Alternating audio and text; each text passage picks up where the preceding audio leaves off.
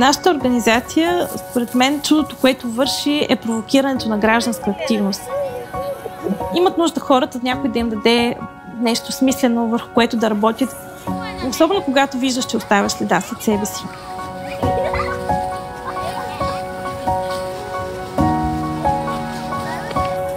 От 5 години вече работим така усърдно. Идеите на самата програма идват изцяло от жителите на самото местоживеене. Кампанията се казва "За всяко дете по дръвче". През първите 2 седмици на декември ще направим поредица от работилнички, в които ще правим комплектите за засяване на дръвчета. Идеята на тази кампания наистина е всяко дете да може да отгледа собствено дръвче, да се грижат за него, да видят, че то расте под техните грижи и че могат да допринесат и те по някакъв минимален, толкова лесен начин за опазването на околната среда, за пречистването на въздуха.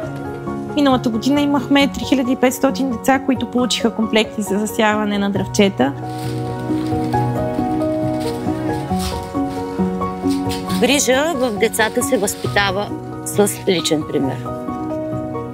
Това е нашата основна мисъл и цел, която ни води. Не е нужно всички да сме някакви супергерои, нали? То достатъчно да сме си обикновени, ама да сме на място и да имаме някакви смислени действия. Защото няма кой друг да ни направи света хубав, ако ние не се постараем. Аз така си мисля.